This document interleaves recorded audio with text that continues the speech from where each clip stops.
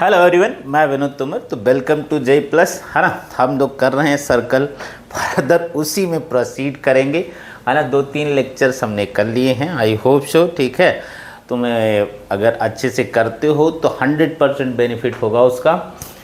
तो आओ, है ना, कुछ और थ्योरम्स हैं, ठीक है। एक बार थ्योरम्स कंप्लीट हो जाएं तो फिर क्वेश्चंस करेंगे। इन पर कुछ क्वेश्चंस तो हम लोग पैरेलली करने की कोशिश कर ही रहे हैं, और कुछ जो अच्छे क्वेश्चंस होंगे उनको बाद में भी कर सकते हैं। तो उसी में एक छोटी सी बात पहले ये समझते हैं कि मान लो मेरे पास ये लाइन है। वैसे इसका आइडिया हो सकता है तुमको, और मैं P कोई पॉइंट ले लूँ इसके इनसाइड, ठीक है। तो इसको बोलेंगे जो P है वो इस लाइन सेगमेंट को AP और PB, है ना, 2 सेगमेंट्स में डिवाइड कर रहा इंटरनली। अच्छा, ऐसे ही अगर तुम ये मान लो A है, ये B है, और P इस लाइन को प्रोड्यूस करने पे आ जाता है कहीं, तो फिर कहेंगे जो P है इसको 2 सेगमेंट्स में डिवाइड कर रहा है, एक AP है और दूसरा BP है, ठीक है। बट ये एक्सटर्नली, मतलब ये वाला तो इंटरनल डिवीज़न है, इंटरनल डिवीज़न है, और ये वाला क्या है, एक्सटर्नल डिवीज़न है ना। ये कैसा है, एक्सटर्नल डिवीज़न है ना, मतलब प्रोड्यूस करने पे मिलेगा। जब आएगा पॉइंट बाहर तो फिर एक्सटर्नल, अंदर आ गया तो इंटरनल, है ना। तो ऐसा ही कुछ हमारे पास ये है ना, कि मान लो ये सर्कल है, ठीक है, और इसकी कोई कॉर्ड है, ये कोई कॉर्ड है। अब P कोई पॉइंट तुम लेते हो तो ये इसको 2 सेगमेंट पे इंटरनली डिवाइड कर रहा है। अच्छा, ये वाला अगर ले लेते हैं हम लोग, है ना, ये A है, ये B है, ये P है, तो ये P इसको एक्सटर्नली डिवाइड कर रहा है। क्या कर रहा है, एक्सटर्नली, AP और PB के रेशियो में, है ना, ठीक है। तो थ्योरम इसी पर बेस्ड है, हम करेंगे, और ये काफ़ी इम्पोर्टेंट सा रिज़ल्ट है इन फ्यूचर। मतलब जेई वगैरह की हमने कहा प्रिपरेशन करते हो तुम, तो वहाँ पर भी इस रिजल्ट में, मतलब कोऑर्डिनेट ज्योमेट्री के फॉर्म में क्वेश्चन होगा, वो इस फॉर्म में थ्योरम प्रूव करने के लिए तो वहाँ नहीं देगा, लेकिन इसका यूज वहाँ पर भी होगा, है ना। तो थ्योरम का स्टेटमेंट एक बार लिखते हैं और फिर प्रूव करते हैं, है ना। क्या है, कह रहा है if two circles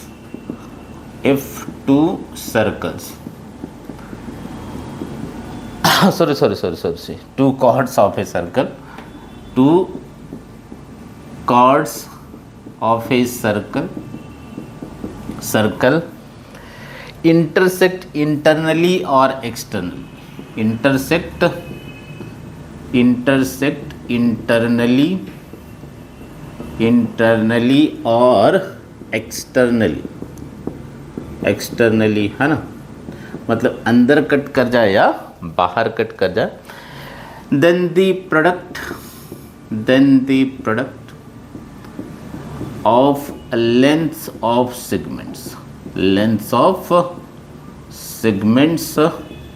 are equal, है ना, are equal। ये कह रहा है, मतलब अपने को क्या समझना है बेसिकली, कि मतलब 2 कॉर्ड्स हैं अपने पास। अब वो सर्कल के अंदर भी इंटरसेक्ट कर सकती हैं, चाहे सर्कल के अंदर नहीं इंटरसेक्ट कर रही, मालूम, तो बाहर बढ़ाया, उनको प्रोड्यूस किया तो वहाँ पर कट कर रहा, तो जो उनके सेगमेंट्स आएंगे उनका जो प्रोडक्ट होगा वो क्या होगा, इक्वल होगा, ये कह रहा। तो मतलब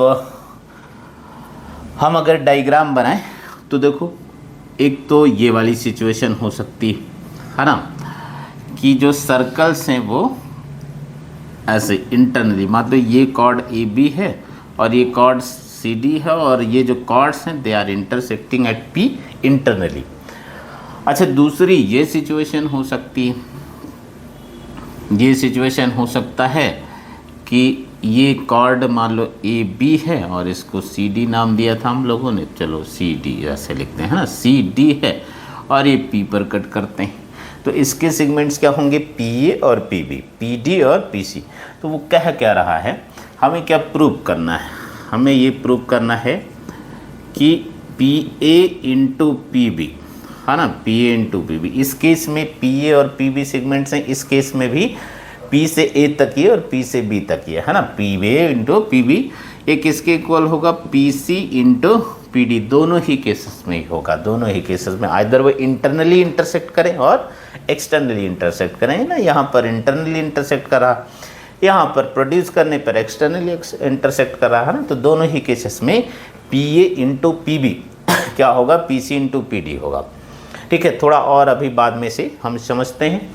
तो हम 1 बाई 1 दोनों प्रूव करते हैं ना, एक बार इंटरनल वाले के लिए और एक बार एक्सटर्नल वाले के लिए, है ना, क्योंकि इन केस ये बोर्ड में आता है थ्योरम, तो थ्योरम तो एज इट इज़ तुमको प्रूव करना पड़ेगा। एप्लीकेशन आता है then it will be good thing, है ना, एप्लीकेशन है तो भी बढ़िया, तो थ्योरम का तुम्हें केवल, है ना, स्टेटमेंट पता होना चाहिए, उस केस में प्रूफ की ज़रूरत नहीं होगी। अच्छा, तो केस 1 लेते हैं कि when two chords intersect internally, है ना, इंटरनली। तो कुछ यूँ देखो कि मान लो ये सर्कल है ना, अच्छा ये कॉर्ड्स हैं अपने पास, ये मान लो A हो गया, ये B हो गया, और ये C हो गया, और ये D हो गया, और ये P हो गया। अब अपने को प्रूव करना है कि P से A और P से B तक का जो प्रोडक्ट आएगा, इनका प्रोडक्ट PC और PD के इक्वल होगा। अब आइडिया लगाओ थोड़ा सा कि मतलब हमको ये प्रोडक्ट के फॉर्म में चाहिए, मतलब PA इंटू PB और PC इंटू PD चाहिए, तो कुछ तो कंस्ट्रक्शन करना पड़ेगा, तभी जो है हम कर पाएंगे इस बात को, है ना। और प्रोडक्ट के फॉर्म में आना चाहिए, ये भी है ना। तो ठीक है, अगर थोड़ा सा ठीक है ये करें हम लोग, इसको ज्वाइन कर दें, है ना, इसको ज्वाइन कर दें और इसको ज्वाइन कर दें। तो अब देखो तुम, अब दो ट्राइंगल नज़र आ रहे हैं तुमको, एक तो APC और एक BPC, है ना। तो इन ट्राइंगल को अगर मैं लूँ, in triangle APC and triangle BPC, तो एक बात तो बहुत क्लियर दिख रहा है, ये वर्टिकली अपोजिट हैं, तो ये दोनों इक्वल, मतलब ये अल्फ़ा होगा तो ये अल्फ़ा हो जाएगा, ठीक। तो अच्छा, ये वाला आर्क है, ये है ना AC, इस AC आर्क से तुम देखो तो ये वाला एंगल भी है और इसी आर्क से ये वाला एंगल भी है, मतलब अगर ये बीटा है तो ये भी बीटा ही होना चाहिए, क्योंकि एंगल सेम सेगमेंट में है। एंगल क्या है, सेम सेगमेंट में है। तो ये लिख सकते हो, एक तो पहली बात वही लिख देते हैं हम कि APC जो एंगल है, ठीक है, सॉरी APD होना चाहिए ना यहाँ पर, APD, सॉरी बाय मिस्टेक, है ना, APD और BPC, यस, ठीक। अच्छा, तो एंगल APD जो है, देख पा रहे हो कि एंगल APD BPC के इक्वल होगा, यस, है ना, ये हो जाएगा। और रीजन वर्टिकली अपोजिट है, वो तो लिख लोगे तुम, है ना, खुद से वर्टिकली अपोजिट है। अच्छा, ये वाला एंगल ADP किसके इक्वल होगा, ठीक है, इसके ABD, है ना, या ऐसे लिख लो तुम BPC, एंगल BP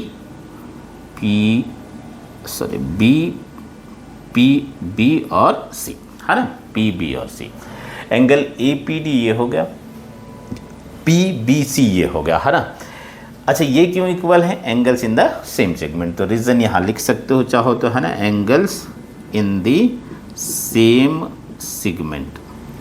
अब तुम ऐसे ही समझो कि अगर कोई ट्रायंगल लेते हैं हम लोग, उसमें दो एंगल्स इक्वल है ना, तो थर्ड तो ऑटोमेटिकली इक्वल हो जाएगा, क्योंकि जो थर्ड वाला एंगल आएगा वो 180 minus sum of these two आएगा, 180 minus sum of these two आएगा, तो ये वाला एंगल ऑटोमेटिकली इक्वल हो जाएगा। मतलब अगर मैं इसको, तुम गामा जानते हो तो गामा लिख रहा हूँ, ये गामा हो गया तो ये भी गामा हो गया।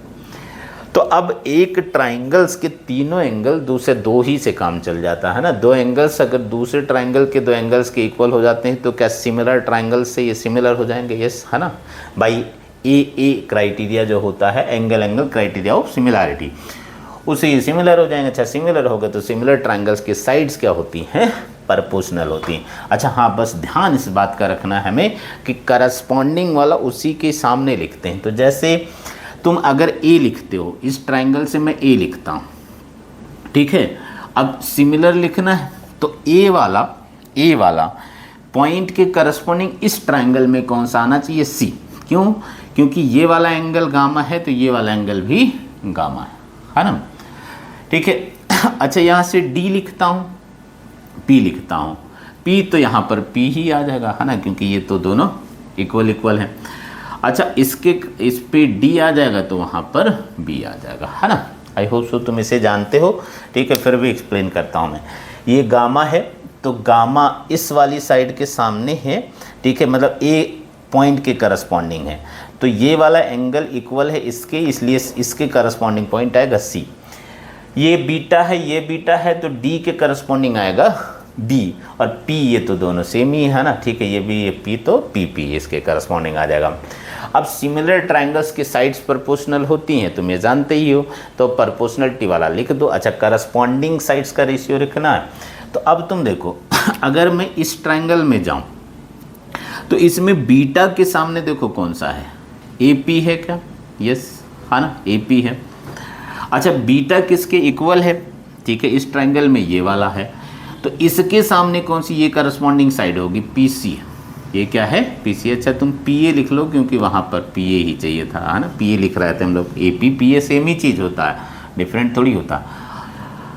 अच्छा, इसमें गामा, अच्छा पहले हमने ऊपर इसकी साइड ली थी इस वाले ट्रायंगल की, है ना, तो अब ठीक है, इसके करस्पॉन्डिंग आया इसका ये वाला साइड, है ना, बीटा इसके इक्वल था। अब इधर फिर से यहाँ पर जा रहे हैं इस ट्रायंगल में, तो इसके सामने, ठीक है, गामा, तो गामा के सामने इसकी साइड्स कौन सी आएगी, पी डी आ जाएगी। अब इस ट्रायंगल में जाओ तुम, गामा के सामने इसकी साइड देखो कौन सा है, पी बी है, तो पी बी है, तो दिख गया क्या कि P A into P B किसके इक्वल आएगा, P C into P D. I hope so तुम समझ गए होगे, इतनी बात प्रूव करनी थी, है ना, ठीक है। एक बार चाहो तो फिर से समझ लो कि ये अल्फ़ा होगा, ये अल्फ़ा होगा, वर्टिकली अपोजिट है, ये बीटा तो ये बीटा, क्योंकि एंगल इन सेम सेगमेंट है। ऐसे इधर से अगर देखो तो ये गामा तो ये गामा होगा, है ना, ठीक है। और अदरवाइज ऐसे भी समझ सकते हो कि दो एंगल सेम ही हैं तो थर्ड को ऑटोमेटिकली सेम होना पड़ेगा, क्योंकि third 180 minus sum of that two angle होगा, है ना। अच्छा, ये ट्रायंगल सिमिलर हो गए तो सिमिलर ट्रायंगल्स की साइड्स प्रोपोर्शनल होती हैं, तो यहाँ पर बीटा के सामने पी ए है और यहाँ पर बीटा के सामने पी सी है ना, तो मतलब पी ए जो पी ए है इसके करस्पॉन्डिंग इसकी साइड पी सी होगा, ठीक है। ऐसे ही यहाँ पर गामा के सामने पी डी है और यहाँ पर गामा के सामने पी बी है, तो करस्पॉन्डिंग साइड कौन से होंगे, पी डी और पी बी हो जाएंगे, है ना। तो वो लिख दिया हम लोगों ने, P D upon P B, है ना। तो आई होप सो आ गया, P A into P B equal to P C into P D, यही प्रूव करना था, है ना। आई थिंक समझ गए। अच्छा, सेकेंड पॉसिबिलिटी क्या हो सकती है कि जो ये हमारे कॉर्ड्स हैं, they are intersecting outside, they are intersecting outside. तो आओ ज़रा बनाते हैं, ठीक है। दूसरी पॉसिबिलिटी क्या है, केस 2 ये होगा when chords are intersecting external, है ना, कॉर्ड्स जो है वो बाहर कट कर रहे हैं। तो अब जरा देखो, मान लो ये सर्कल है, ये ऐसे लिखा था हम लोगों ने, बिल्कुल वैसे ही लिख देते हैं।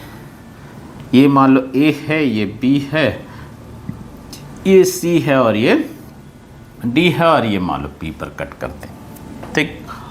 एक काम करते हैं, इसको फिर से ज्वाइन कर लेते हैं, ए से सी को ज्वाइन कर लिया मैंने, है ना, और बी से डी को ज्वाइन कर लिया। अब क्या ये देख पा रहे हो कि ये साइक्लिक क्वाड्रिलेटरल है, तो अगर ये साइक्लिक क्वाड्रिलेटरल है तो मैं इस एंगल को अगर अल्फ़ा कह दूँ तो ये क्या 180 माइनस अल्फ़ा हो जाएगा। अच्छा, ये 180 माइनस अल्फ़ा तो ये अल्फ़ा हो जाएगा, है ना, क्योंकि स्ट्रेट लाइन है। सिमिलर अगर मैं इसको बीटा कह दूँ तो ये 180 माइनस बीटा हो जाएगा क्या, यस, है ना, तो क्या ये बीटा हो जाना चाहिए, यस, ठीक है। तो क्या देख पाए कि ये वाला एंगल तो इसके इक्वल है, ये वाला एंगल इक्वल। तो अब इन दो ट्रायंगल्स को कंसिडर कर लेते हैं, एक तो हमारे पास ए पी सी वाला ट्रायंगल है और दूसरा बी पी डी वाला ट्रायंगल, है ना। इन ट्रायंगल को ले लेते हैं, इनमें सिमिलरिटी लिखते हैं, है ना। In triangle A P C and कौन सा है, B P D, triangle B P D, yes. अब देखो कौन सा किसके इक्वल है, तो एंगल ए इक्वल है, मतलब एंगल ए को ऐसे लिखेंगे सी ए है ना, सी ए पी, इस ट्राइंगल के लिए एंगल सी ए पी, और ये इक्वल किसके है, बी डी पी के, एंगल बी डी पी के, है ना, बी डी पी। अच्छा ये पी है भैया, ये डी है ना, कंफ्यूज मत होना। अच्छा ऐसे ही ठीक है, ये वाला एंगल ए सी पी है, एंगल ए सी पी, वैसे इसको भी लिखने की मुझे वैसे ज़रूरत थी नहीं, क्योंकि ये वाला एंगल कॉमन है, ठीक है, मतलब ये गामा तो ये गामा होगा, तो दो एंगल सेम हो जाते हैं तो वो सिमिलर हो ही जाता है, फिर भी लिख दे रहा है। एंगल ए सी पी जो है, ए सी पी ये किसके इक्वल है, डी बी पी के, एंगल डी बी पी के, है ना। तो आई थिंक समझ गए, इस बात में तो कोई प्रॉब्लम है ही नहीं। अच्छा ये रीज़न क्या है भाई, ये वाला एंगल इसके इक्वल होगा और ये वाला एंगल इसके इक्वल होगा, तो बहुत ऑब्वियस जानते हो, है ना, क्योंकि तो साइक्लिक क्वाड्रिलेटरल है, तो साइक्लिक क्वाड्रिलेटरल के जो अपोजिट एंगल्स होते हैं उनका सम कितना होता है, 180 होता है ना, ठीक। अच्छा अब ज़रा देखो अब ज़रा देखो, ठीक है, तो ये जो ट्राइंगल्स हैं वो सिमिलर हो गए। अब सिमिलैरिटी वाला रिलेशन थोड़ा अच्छे से लिखना है, मतलब कौन पॉइंट किसके करस्पॉन्डिंग है वो लिखना है। तो ए अगर मैं इधर लेता हूँ, ठीक है, सिमिलर ऐसे वाला सिंबल लिखते हैं, तो एंगल अल्फ़ा ये है और इसके करस्पॉन्डिंग डी लिखना पड़ेगा मुझे। इधर से पी लेता हूँ तो यहाँ पर भी पी ही आ जाएगा। अब तो बहुत ऑब्वियस हो गया, है ना, थर्ड पॉइंट जो बच्चा वो लिख दो, तो ये है ना कौन सा आ जाएगा, सी आ जाएगा, और इसके करस्पॉन्डिंग क्या आ जाएगा, और बी आ जाएगा, है ना, इसके करस्पॉन्डिंग बी आ जाएगा, ठीक। तो triangle A P C is similar to triangle D P P. फिर से एक बार देख लो, ए के करस्पॉन्डिंग डी होगा, ठीक है, पी के करस्पॉन्डिंग पी होगा, इसका सी लोगे तो इसके करस्पॉन्डिंग पी आ जाएगा। अब सिमिलर ट्राइंगल्स की साइड्स प्रोपोर्शनल, ये जानते ही हो, तो साइड्स प्रोपोर्शनल है तो प्रोपोर्शनलिटी वाला रिलेशन लिख दो। तो पहले बड़ा वाला ट्राइंगल लो और फिर छोटा वाला ट्राइंगल लो। तो बड़े वाले ट्राइंगल में तुमको पी ए चाहिए, तो पी ए बीटा के सामने है ना, बीटा के सामने पी ए। अब इस ट्राइंगल में जाओ और बीटा के सामने साइड ढूंढो, पी डी है, पी डी है, यस, ठीक है। फिर अब इसमें जाओ, अल्फ़ा के सामने ढूंढो, तो अल्फ़ा के सामने पी सी है, ठीक है। इसमें अल्फ़ा के सामने ढूंढो जरा, पी बी है, तो कितना आ गया, P A into P B equals to P C into P D. I think समझ गए होगे, है ना। एक बार फिर से देख लो इस बात को। इसमें गए अगर हम तो इसमें बीटा के सामने पी ए है और इसमें बीटा के सामने पी डी है, तो P A upon P D आ गया। इसमें गए, इसमें अल्फ़ा के सामने पी सी है और इसमें अल्फ़ा के सामने ए पी बी है ना, ठीक है। ऊपर हमने बड़े वाले साइड्स ट्राइंगल की साइड्स लिखा था, तो ऊपर बड़े वाले साइड्स की ही ट्राइंगल आएंगे, नीचे छोटे वाले का लिखा था तो नीचे छोटे वाले का। तो यहाँ देख लो, पी ए यहाँ पर ऊपर, यहाँ पर पी सी बड़े वाले ट्राइंगल की साइड है ना, ऐसे ही, ठीक है। यहाँ पर नीचे ये वाला ट्राइंगल आएगा। अब तुम्हें ये इस बात की आई होप सो थोड़ी समझ है सिमिलैरिटी की। तो ये प्रूफ हो गया, यही प्रूफ करना था, है ना, कि अगर जो दो कॉर्ड्स लेते हैं हम लोग, फिर से समझते हैं, दो कॉर्ड्स लेते हैं, अगर वो इंटरनली या एक्सटर्नली ही इंटरसेक्ट करते हैं, तो जो उनके सेगमेंट्स आएंगे उसका जो प्रोडक्ट होगा वो क्या होगा, आपस में इक्वल होगा। यही स्टेटमेंट था इस थ्योरम का। अच्छा, इसको एक और तरीके से समझ सकते हो तुम, है ना, कि तुम तो ऐसे समझो थोड़ा सा कि अगर मेरे पास कुछ ऐसा था, अब मैं सर्कल नहीं बना रहा हूँ, बस ऐसे समझने की कोशिश करना है कि मान लो ऐसे था, है ना, मैं इंटरनल वाला ले रहा हूँ, same will hold for external. ये मेरे पास ए था, ये पी था, ये बी था, ये सी था और ये डी था, है ना। तो ये वाले सेगमेंट्स का प्रोडक्ट मतलब P A into P B अपने पास कितना आया, P C into P D, यही आया है। अच्छा, इसको ऐसे भी समझ सकते हो क्या कि मान लो पी ए जो है इसको मैंने, है ना, एक रेक्टेंगल की साइड बनाया और दूसरा साइड बनाया पी बी, मतलब ये ए हो गया और ये बी हो गया, तो एक रेक्टेंगल आ जाएगा, यस, हाँ, ठीक है। अच्छा, फिर ये वाला लिया तो एक साइड PC बनाया और दूसरा साइड PD बनाया, एक रेक्टेंगल आ जाएगा। यस, तो PA इंटू PB क्या देगा हमें? PA इंटू PB इस रेक्टेंगल का एरिया देगा। ऐसे ही PC इंटू PD क्या देगा? इस रेक्टेंगल का एरिया देगा। तो मतलब ऐसे भी समझ सकते हैं कि जो ये कॉर्ड्स हैं उनके जो सेगमेंट्स हैं, अगर उनको किसी रेक्टेंगल की साइड्स बना देते हैं, ठीक है, तो उनके एरिया आपस में क्या होंगे? इक्वल होंगे। एरिया आपस में इक्वल होगा। बात समझ गए हैं आई थिंक, है ना? कि अगर मैंने पी या इसके सेगमेंट से पी और पीबी, तो पी और पीबी साइड्स लेके रेक्टेंगल बनाया। अब ये जो एरिया आया वो पीसी और पीडी को एक साइड लेके रेक्टेंगल बनाया, तो इसका एरिया आपस में क्या होगा? इक्वल। यही कह रहा था, है ना, कि P into PB PC into PD के इक्वल होगा। एक तो ये बात हो गई। अच्छा, इस थ्योरम का कन्वर्स क्या हो सकता है? कन्वर्स यही कि मतलब अगर P A into P B, है ना, मान लो हमारे पास P C into P D equal आ जाता है। अगर ऐसा हुआ P A into P B P C into P D के इक्वल आ गया, तो ये जो 4 पॉइंट्स हैं they should lie on circle, है ना। मतलब कहने का ये सेंस है कि अगर मेरे पास ये, अच्छा, ये इंटरनल एक्सटर्नल दोनों हो सकता है, हमने कहा, है ना। हम लिख इंटरनल के लिए रहे हैं, लेकिन तुम्हें ऑब्वियस समझना है कि ये एक्सटर्नल के होल्ड करेगा। कि अगर यहाँ पर P A into P B, P A into P B जो है वो P C into P D के इक्वल है, तो ये जो पॉइंट हैं these point should lie on circle. मतलब ये कौन साइक्लिक होंगे? ये क्या होंगे? A B C D. A B C D कैसे होंगे? कौन साइक्लिक होंगे? अगर पॉइंट सर्कल पे लाई करें तो उनको कौन साइक्लिक बोलते हो, है ना।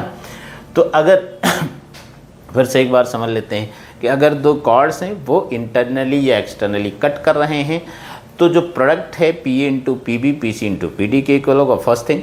दूसरा, ठीक है, हमने कहा कि अगर ये जो सेगमेंट्स हैं इनको लेके तुम मतलब साइड्स बना देते हो रेक्टेंगल की, तो उनके एरिया आपस में इक्वल होंगे।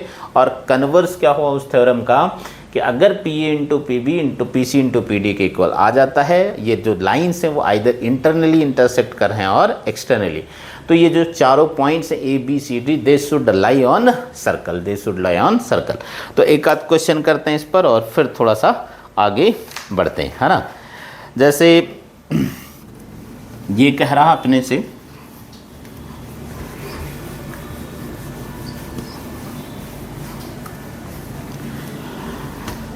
कि मान लो ये फिगर है, find the unknown length x, find the unknown length x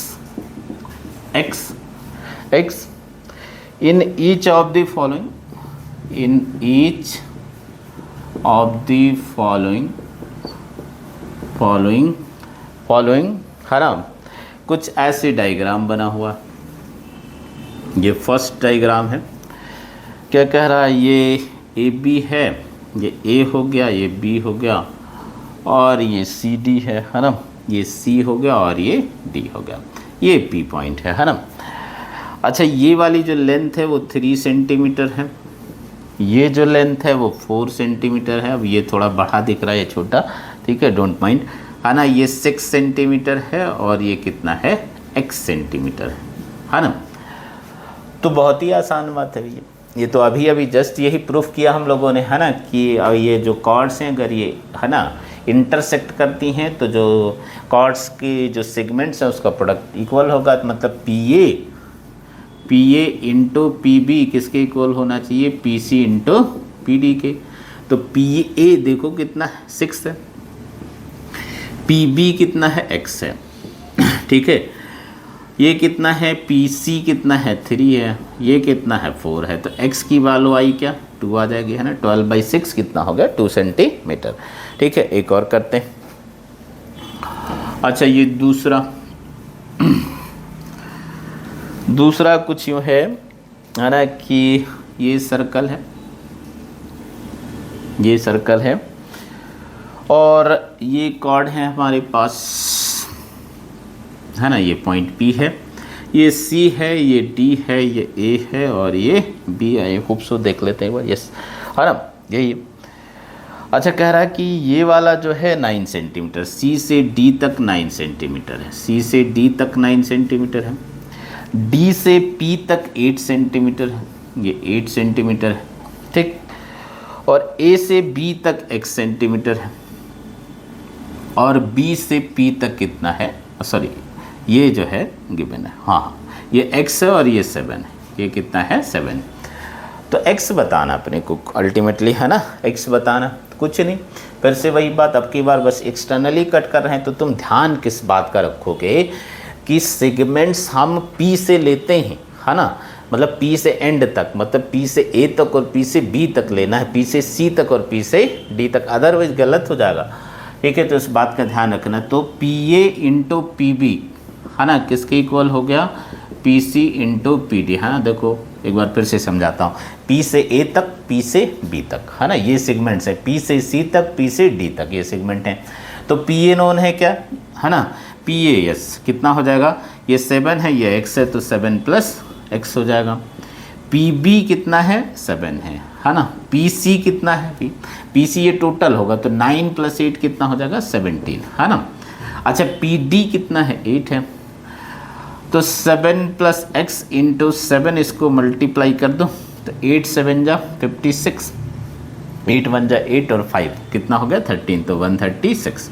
तो 7 plus x equals to 136 divided by 7, तो x चाहिए था अपने को, तो x कितना हो जाएगा 136 बाई 7 माइनस 7।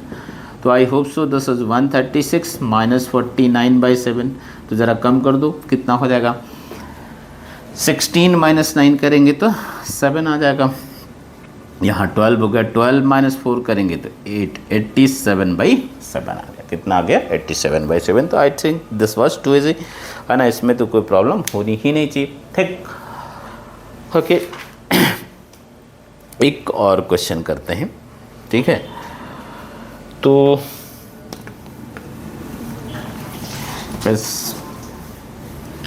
तो ये प्रीवियस रिजल्ट्स जो कर चुके हैं उस पर बेस्ड है, फिर भी, है ना, इस क्वेश्चन को करते हैं, इम्पॉर्टेंट है। तो ये क्वेश्चन ये है कि in the given figure from an external point P, in the given figure, in the given figure from an external point P, tangents PA and PB are drawn to a circle,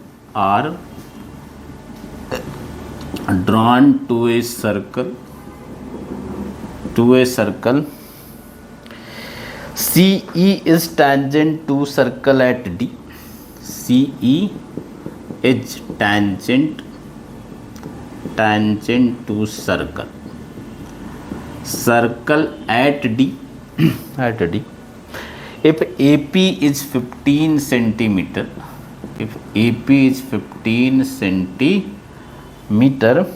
find the perimeter of triangle,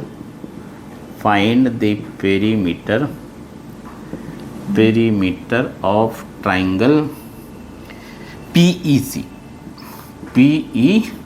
एक बार diagram बना लेते हैं तो दिख पाएगा सब, है ना।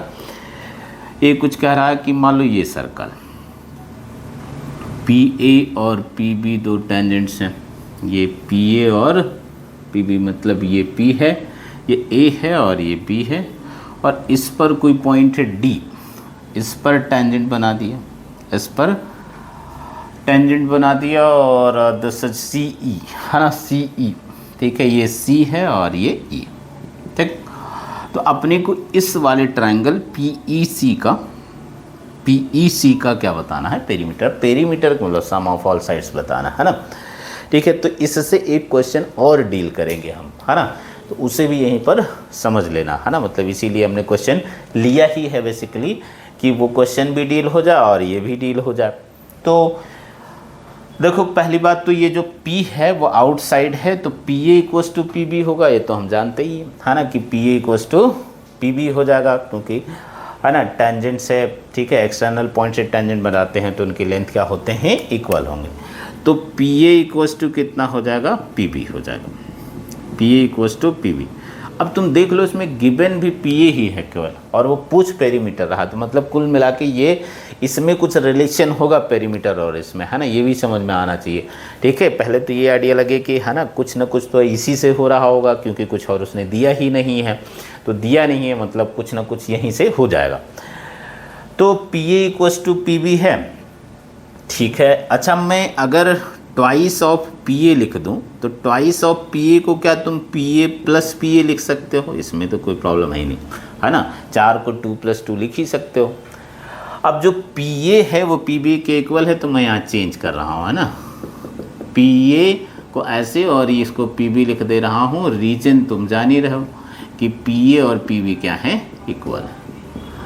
अब ज़रा देखो, पी ए जो है वो क्या इस लेंथ और इस लेंथ का सम है, तो पी ए को ऐसे ब्रेक करके लिख रहा हूँ।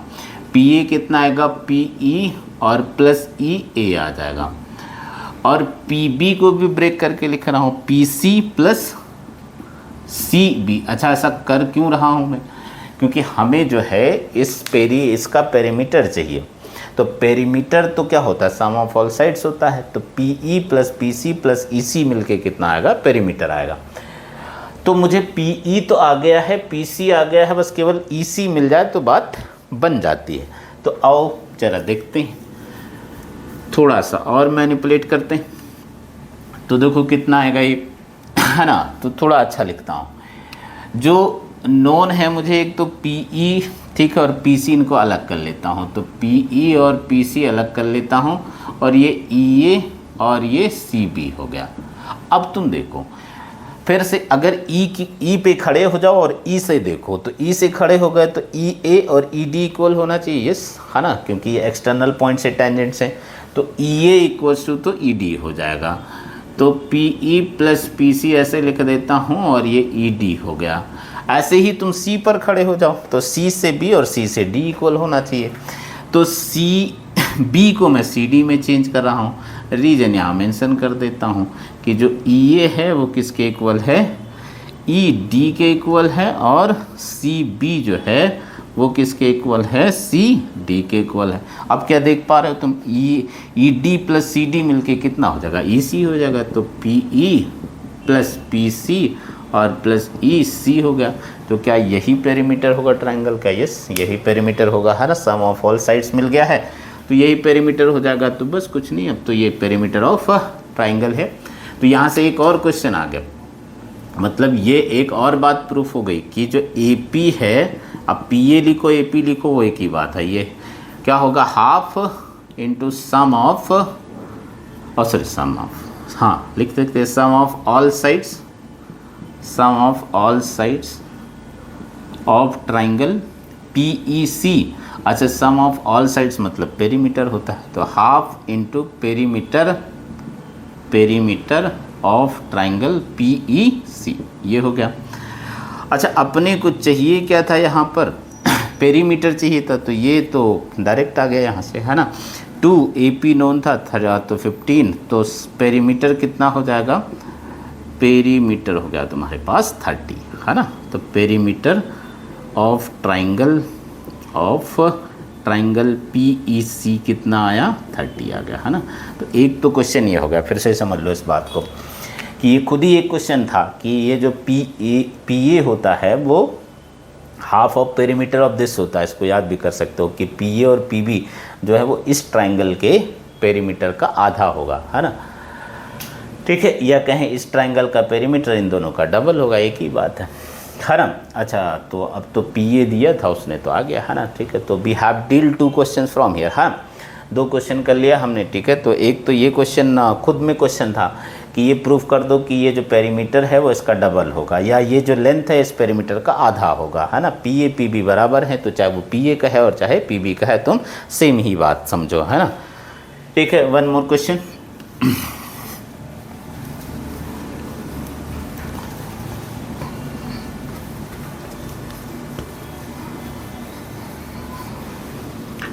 अच्छा ये देखो, ये कह रहा है in the given figure in the given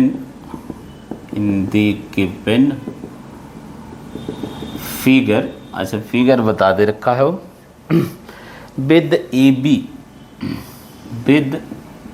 B length दे रखा है 10 सेंटीमीटर, बी सी लेंथ दे रखा है 8 सेंटीमीटर और ए सी लेंथ दे रखा है 6 सेंटीमीटर। वैसे इसको देख के ये भी नज़र आ रहा मुझे, क्योंकि 8 स्क्वायर प्लस 6 स्क्वायर मिलके 100 हो जाता है, तो 10 का स्क्वायर मतलब राइट एंगल ट्रायंगल टाइप की चीज़ है ना। ठीक, by the way 3 circles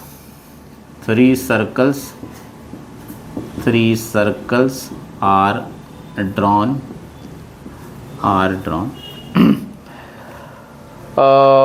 touching each other, are drawn touching each other, मतलब सारे सर्कल्स एक दूसरे को टच कर रहे हैं with vertices A B and C as centres.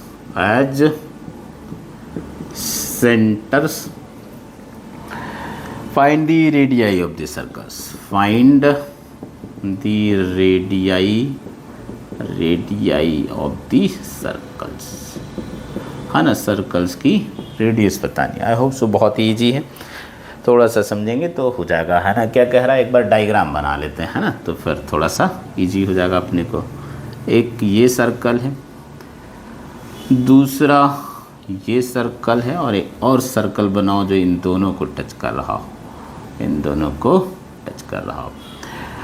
अब ये मान लो ए है, अच्छा ये डायग्राम में दिया हुआ उसने, है ना, तो इसको चेंज नहीं कर रहा हूँ मैं। ये बी है, ये ए है और ये सी। ठीक, अच्छा पीछे हमने सीखा था कि अगर दो सर्कल्स एक दूसरे को एक्सटर्नली टच कर रहे हो तो सेंटर्स के बीच की डिस्टेंस सम ऑफ रेडियस, तो उस बात को यहाँ यूज कर सकते हो तुम, है ना। ठीक है, ये डिस्टेंसेस तो दे रखी हैं उसने, कितना है ये डिस्टेंस, 10 है भाई, ये वाला 10 है। And B C is what, this is 8, this is 8, बड़ी अच्छी बात। ये 6 है ना, ये कितना है 6, सब सेंटीमीटर में दे रखा है। ठीक है, तो ये अंडरस्टूड है, you should consider everything in centimetre, है ना। अच्छा अब ये देखो, ये वाला रेडियस मान लो R1 है, तो क्या ये R1 होगा, यस R1 होगा। ये मान लो R2 है, तो क्या ये R2 होगा, यस। ये R3 मान लो, तो ये R3। अब उसी बात को यूज़ कर लेते हैं कि सर्कल से एक्सटर्नली टच कर रहे हैं, मतलब sum of radius equals to distance between centre. तो जो AB है वही AB देखो किसके इक्वल आना चाहिए, ठीक है, R1 प्लस R2 के इक्वल आना चाहिए। अच्छा ऐसे ही BC किसके इक्वल आना चाहिए, BC किसके इक्वल, R1 प्लस R3 के इक्वल आना चाहिए। और AC किसके इक्वल आना चाहिए भाई, R2 प्लस R3 के इक्वल आना चाहिए। अब AB BC C है, उसने बता रखा था, ये बढ़िया काम। तो ये 10 है, तो 10 equals to R1 plus R2 आ गया। और ये 8 है, ये R1 प्लस R3 हो गया। और ये 6 है, ये R2 प्लस R3 हो गया। इसको 1, इसको 2 और इसको 3 कहा मैंने, और इन तीनों को ऐड किया, क्या बेनिफिट होगा अब ये समझो। ऐसा करने से सब दो बार आ जाएंगे, सब दो बार आ गए। तो 2R1 plus 2R2 plus 2R3 आ गया, कितना आ गया अभी, 8 6 14 24 हो गया, ये 24। तो R1 plus R2 plus R3 2 से डिवाइड कर दो, तो 2 से डिवाइड कर दिए तो 12। अब अपने को चाहिए R1 R2 R3 सेपरेटली, थोड़ा सा रफ कर रहा हूँ, R1 R2 R3 सेपरेटली चाहिए, तो बहुत ही ईजी हो गया। देखो R1 प्लस R2 तो नोन ही है ना, तो R1 प्लस R2 10 है। अगर मैं इसको यहाँ पर यूज कर लेता हूँ तो R3 की वैल्यू कितनी आनी चाहिए, 10 प्लस R3 को 12, तो R3 होगा 2। ठीक, फिर R1 प्लस R3 नोन है 8, तो R1 प्लस R3 तुम यहाँ यूज कर लेते हो, तो R2 प्लस 8 इक्वल टू 12, तो R2 की वैल्यू 4। अच्छा R2 प्लस R3 नोन है, तो इनको यूज कर लिया जाए।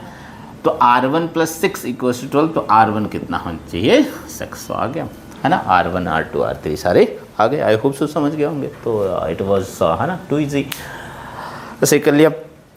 ओके तो आई होप सो यहाँ तक समझ पाए हैं। जो फर्स्ट थ्योरम डिस्कस किया था हमने, मोस्ट इम्पॉर्टेंट, ठीक है, you should revise that and ठीक है, you can prove on behalf of your own तक, और करना चाहिए क्योंकि बोर्ड का एग्ज़ाम देंगे तो है ना, बोर्ड में तो पूछेगा ही, थ्योरम्स को भी पूछता ही है। थ्योरम्स का प्रूफ तो एज इट इज लिखना पड़ेगा। ओके वो सम मोर थिंग है ना। एक और बात है ना कि अगर मैं है ना, ये थ्योरम भी काफ़ी इम्पोर्टेंट है, ये थोड़ी रेयर है, तो इसलिए इसका भी प्रूफ सीखा। प्रूफ तो बहुत ईजी है, ठीक है, और थ्योरम्स को यूज करना सीखा, मतलब यूज करने का मतलब अप्लाई करना सीखा, है ना, ठीक है। यूज और मिसयूज तो अलग बातें हैं। अच्छा, एंगल्स इन अल्टरनेट सेगमेंट, इसका क्या सेंस है? Angles in alternate segment. अच्छा, अल्टरनेट सेगमेंट्स थ्योरम नाम देते हैं इसको, है ना। अच्छा, तो तुम तो ऐसे समझो कि मान लो ये सर्कल, अच्छा एक कॉर्ड में बना दूं तो क्या ये 2 सेगमेंट में डिवाइड होगा? यस। तो इस वाले के लिए ये वाला अल्टरनेट सेगमेंट और इस वाले के लिए ये वाला अल्टरनेट सेगमेंट हो गया, है ना। अच्छा, थ्योरम का स्टेटमेंट क्या है वो एक बार लिखते हैं और प्रूफ करते हैं, है ना। तो थ्योरम का स्टेटमेंट ये है, थ्योरम का स्टेटमेंट ये है कि if a line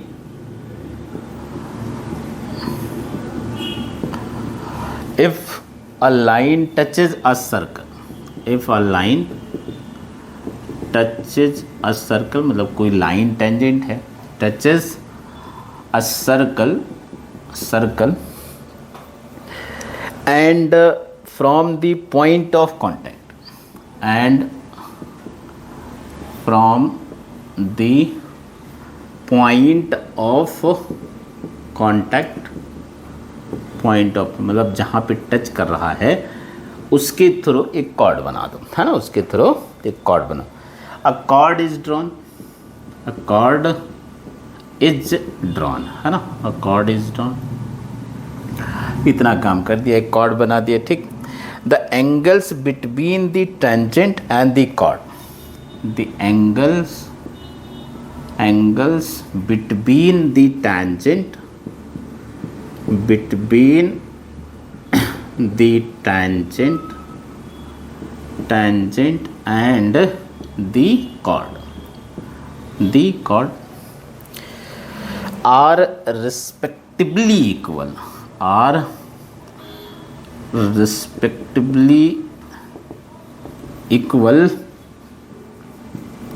equal to angles in corresponding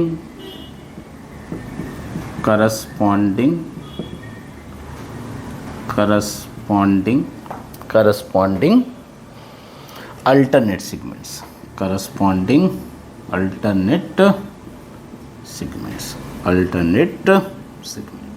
है ना, corresponding alternate। पहले थ्योरम का स्टेटमेंट अच्छे से समझते हैं, प्रूफ लिख लेंगे, है ना।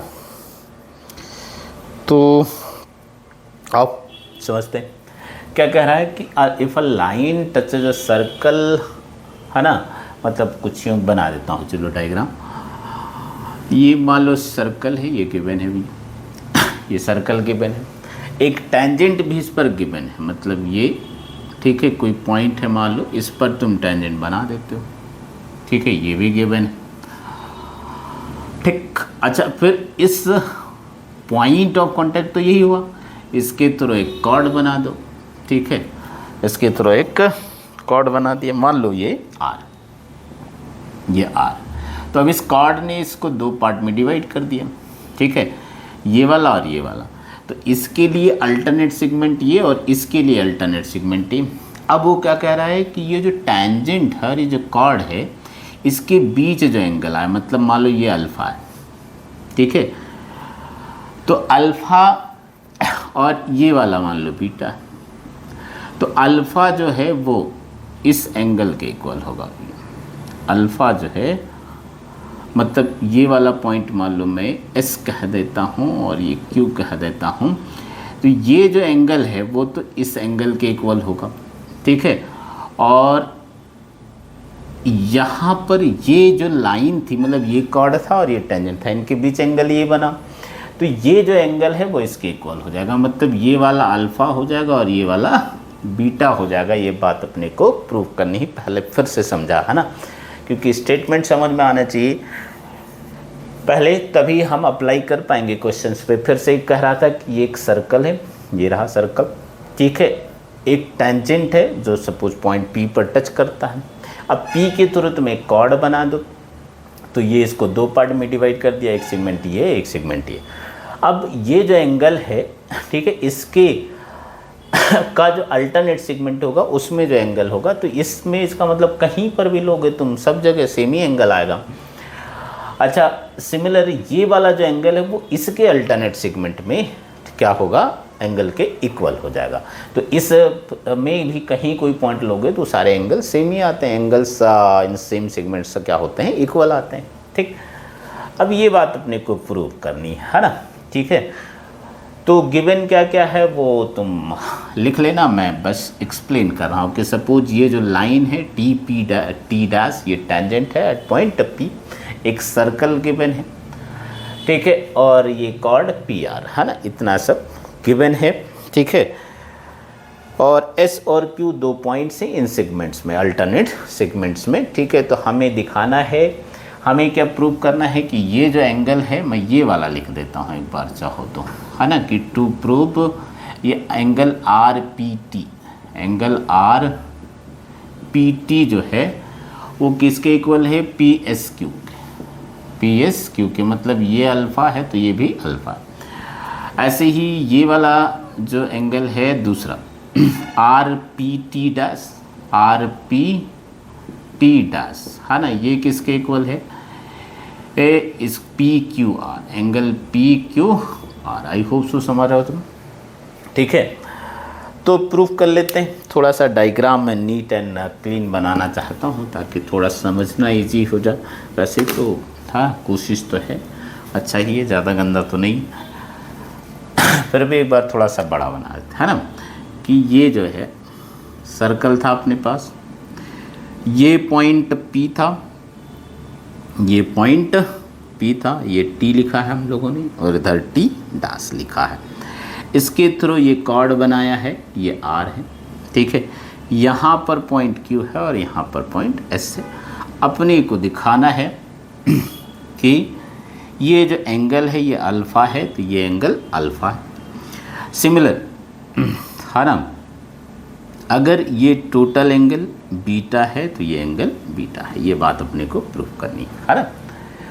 अच्छा, सेंटर इस सर्कल का मान लो C, क्या है C, तो मैंने क्या किया, C से इस पॉइंट ऑफ कांटेक्ट को ज्वाइन कर दिया और इसी को थोड़ा आगे बढ़ा दिया, इसी को आगे बढ़ा दिया, तो ये तो डायमीटर हो जाएगा ना, ठीक है, क्योंकि रेडियस सेंटर से पास हो रही कॉर्ड तो डायमीटर होता है।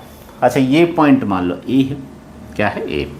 अब तुम जानते हो कि जैसे ही सेंटर से तुम पॉइंट ऑफ कांटेक्ट को ज्वाइन करते हो तो वो रेडियस पे परपेंडिकुलर होता है, तो ये जो टोटल एंगल आएगा, मतलब यहाँ से यहाँ तक की बात कर रहे हैं, ये 90 होगा। अच्छा, इतना मैंने पहले ही अल्फ़ा लिया है, तो क्या ये 90 माइनस अल्फ़ा होना चाहिए, यस, ये वाला 90 माइनस अल्फ़ा होना चाहिए। अच्छा, इसको भी इससे ज्वाइन कर दो, ठीक, तो ये वाला तो डायमीटर है, तो डायमीटर है तो ये सेमी सर्कल है, तो क्या ये 90 होना चाहिए, यस 90 होना चाहिए। अब ये 90 माइनस अल्फ़ा, ये 90, तीनों एंगल का सम 180 होता है, इसका मतलब ये अल्फ़ा होना चाहिए। ये कितना होना चाहिए, अल्फ़ा, बस, सब कुछ नहीं, प्रूफ हो गया। तो ये वाला जो एंगल है, ठीक है, तो ये सब सेम ही आर्क से है और सेम सेगमेंट है, तो सेम सेगमेंट्स में जो एंगल होते हैं वो तो इक्वल होते हैं, मतलब ये अल्फ़ा मैंने पहले लिख दिया है लेकिन यही प्रूव कर रहे हैं, ठीक है। तो ये वाला एंगल इसके इक्वल हो गया, मतलब ये अल्फ़ा है तो ये भी अल्फ़ा ही हो जाएगा। यही प्रूफ करना था, है ना, कि ये जो एंगल है वो इसके इक्वल हो जाएगा। अच्छा, अब कुछ नहीं, ठीक है, अब तो कुछ नहीं। अगर ये अल्फ़ा है तो जो बीटा है क्या ये 180 माइनस अल्फ़ा होगा? यस, ठीक है। तो यहाँ पर भी जो बीटा है क्या 180 माइनस अल्फ़ा होगा? यस। क्यों? क्योंकि ये साइक्लिक क्वाड्रिलेटरल है, ठीक है। तो प्रूफ हो गया कि ये वाला जो एंगल है वो इसी के इक्वल है। आई होप तुम समझ गए हो, ठीक है। इसके एप्लीकेशन हम लोग नेक्स्ट क्लास में करते हैं। यहाँ तक रिवाइज किया अच्छे से, है ना, इनको किया। एक और लास्ट थ्योरम बचा है, उस लास्ट थ्योरम को और एक डायरेक्ट कॉमन टेंजेंट की लेंथ कैसे कैलकुलेट करते हैं। Basically these are the theory parts, rest, है ना, कुछ क्वेश्चंस करेंगे। तो आज यहीं तक, थैंक यू।